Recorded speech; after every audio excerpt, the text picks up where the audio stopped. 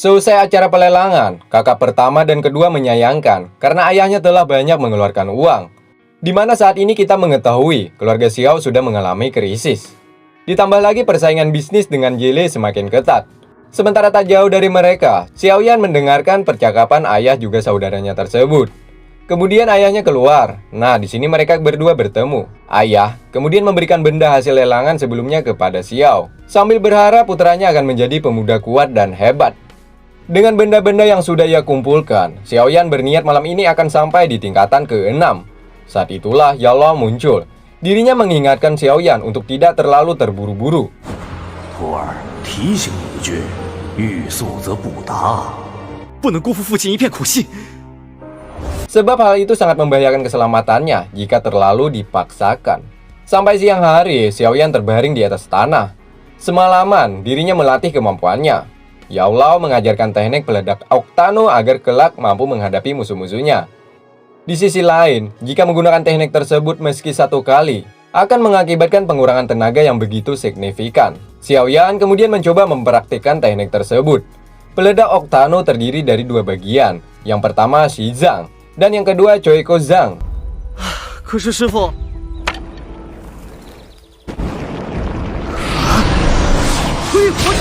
Yao Lao kagum setelah melihat Xiaoyan melakukan hal tersebut dengan baik. Meski begitu, Yao Lao sekali lagi mengingatkan Xiaoyan agar jangan terlalu ambisius mengejar target. Karena semakin ingin maju, maka semakin besar kemungkinan untuk gagal. Kata-kata tersebut dijadikan Xiaoyan sebagai pedoman hidupnya. Di sisi lain, Yao Lao juga yakin melihat bakal Xiaoyan yang luar biasa dalam waktu 2 bulan dia akan sampai di tingkatan ke-7. Semenjak bertamu Yao Lao, keseharian Xiaoyan hanya ditemani dengan latihan keras. Berkat bimbingan Yao Lao, Xiaoyan sudah sampai ke tingkatan yang lebih tinggi. Sementara di lain tempat, Nalan sedang berkultivasi di sebuah bukit. Dirinya saat itu mulai merasakan aura yang ditimbulkan oleh Xiaoyan. 3年之后， Singkatnya, saat itu Xiaoyan dibangunkan oleh Sun Er. Karena hari ini adalah tes ujian terakhir sebelum upacara kedewasaan, Sun Er sangat bersemangat mengajak Xiaoyan karena ia mengetahui kekuatan yang ada pada dirinya. 测验嘛，我想让族人都早点知。轩儿不急嘛。 Semua sesepuh keluarga Xiao menyaksikan tes ujian terakhir. Seperti biasa, Sun Er menghadapi ke batu ujian untuk mengetahui seberapa tinggi levelnya. Sun Er berada di tingkatan Dozi.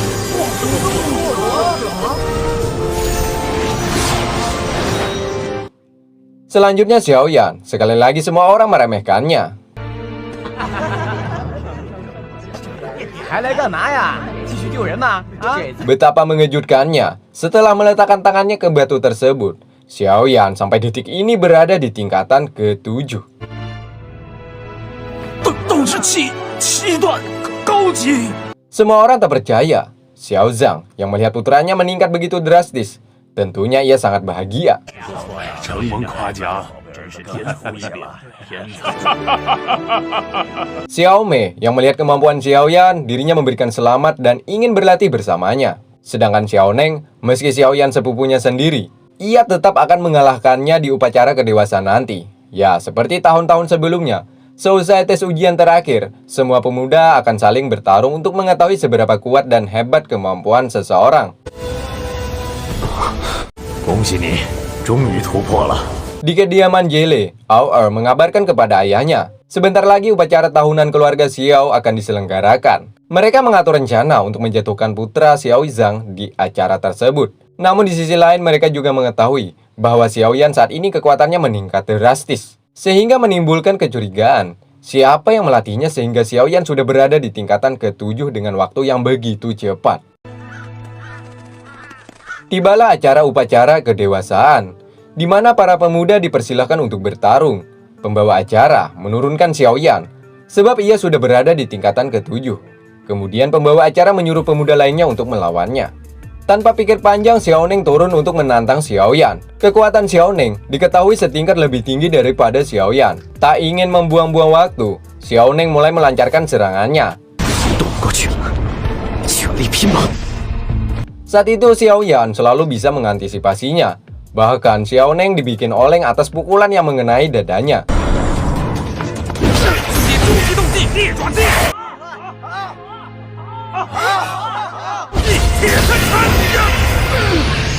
Di sini Xiaoyan mendapatkan sebuah bisikan dari Yao Lao bahwa sebentar lagi akan sampai di tingkatan ke-8. Xiao Neng yang mengetahui hal itu, dirinya mencoba menggagalkan usahanya dengan menyerang Xiaoyan. Namun sungguh disayangkan, Xiao Neng harus terpental akibat mendapatkan serangan dari Xiaoyan.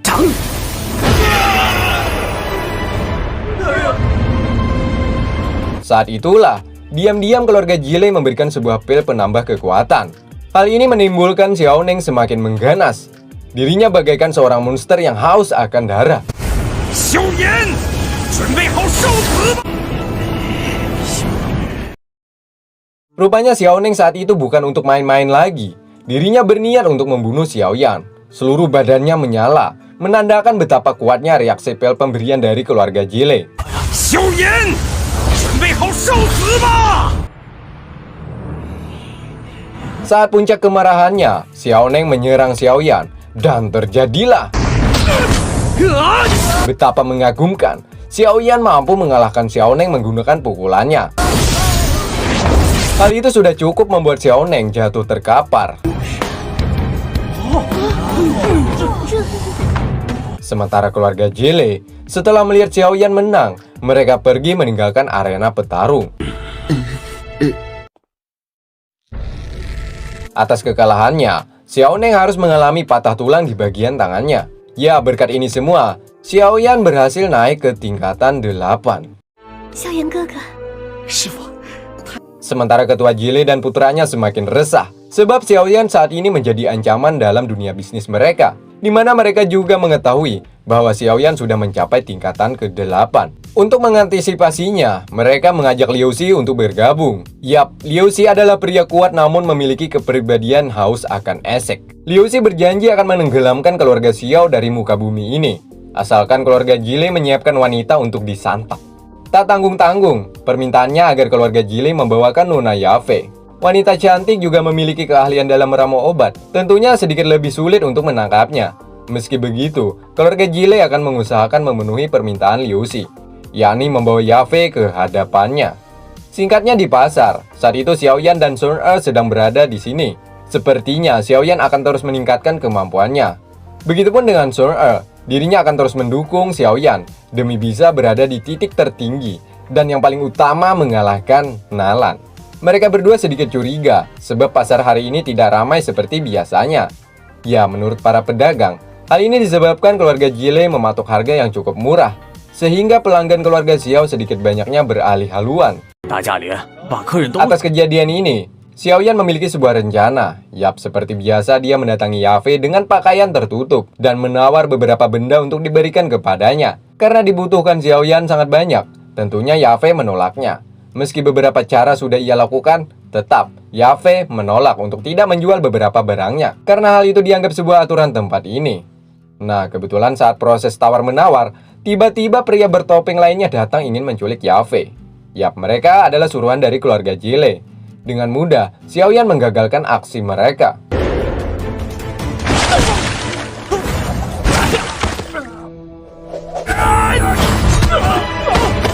Di sini Xiaoyan membuka salah satu topeng dari mereka dan mengancamnya untuk mengatakan atas perintah siapa sehingga ingin mencelakai Yafe.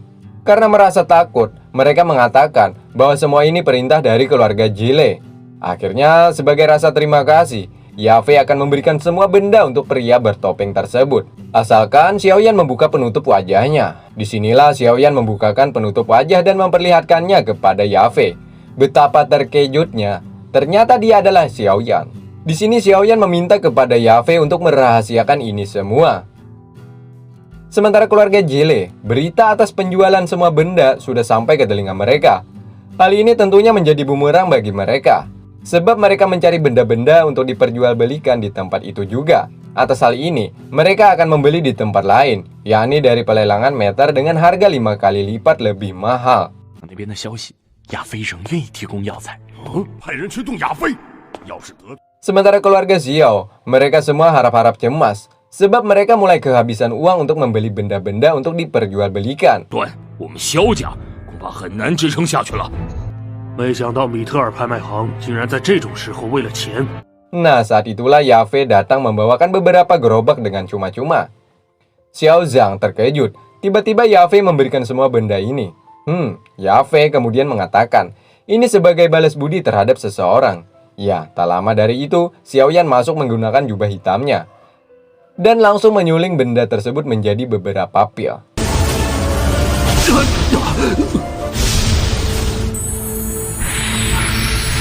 Ya, pil ini 10 kali lebih kuat dibandingkan pil lainnya. 它的治疗效果要比回春药强。 Selesai dari sana, Xiaoyan kemudian melangkahkan kakinya keluar. Kebetulan suasana hujan di sini, coy. Lalu Yafei datang memayunginya. Betapa romantisnya saat di sini. 我什么都不怕。 Akibat membeli terlalu mahal, keluarga Jile terpaksa menaikkan harga pil obat.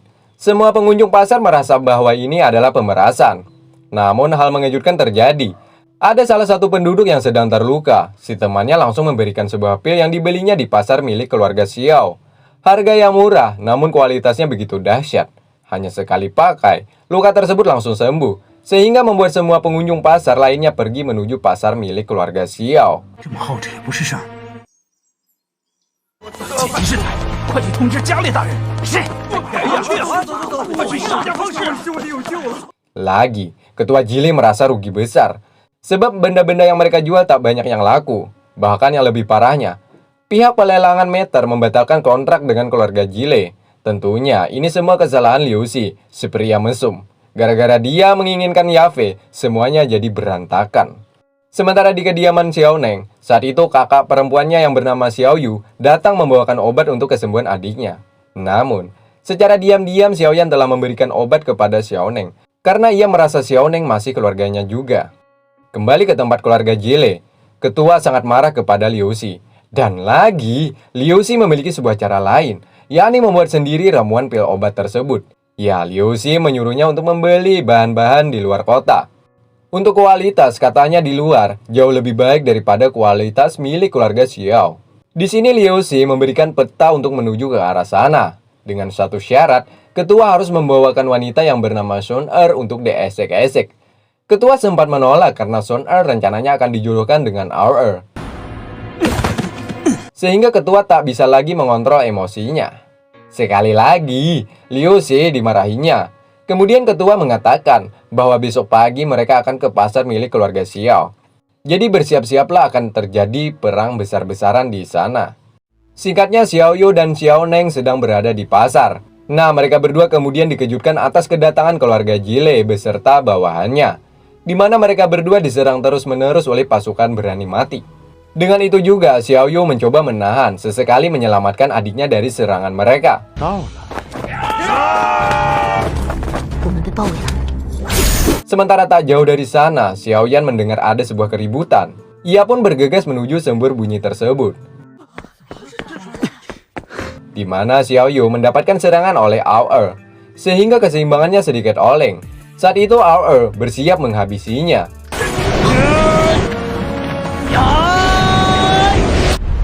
Dan datanglah Xiaoyan menyelamatkan sepupunya tersebut. Kebetulan sekali, Er sudah lama mencarinya untuk membunuh Xiaoyan. Tanpa pikir panjang lagi, Xiaoyan langsung melepaskan serangannya. Hal itu membuat Er mengeluarkan darah di mulutnya. Sehingga Er semakin marah dan menyerang beberapa kali Xiaoyan hingga tersungkur.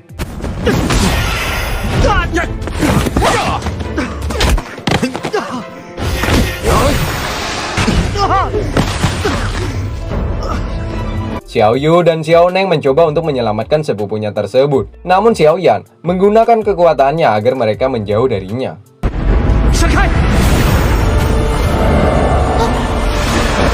Er mengeluarkan seluruh kekuatannya untuk menyerang Xiaoyan.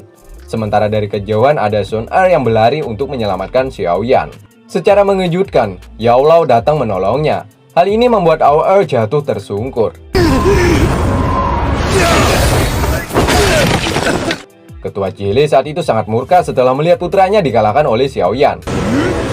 Namun saat di waktu bersamaan, Xiao Zhang juga datang. Jika berani menyentuh putranya, maka perang antar kedua kubu sudah dipastikan akan terjadi. Jiale namanya, saat itu ia juga datang. Yap, dia adalah sesepuh dari keluarga Jile. Katanya, kekuatannya sangatlah hebat. Namun ketua memutuskan untuk menghentikan pertarungan ini dulu, sebab putranya Ao dalam keadaan kritis. Sehingga mereka semua meninggalkan keluarga Xiao di tempat ini.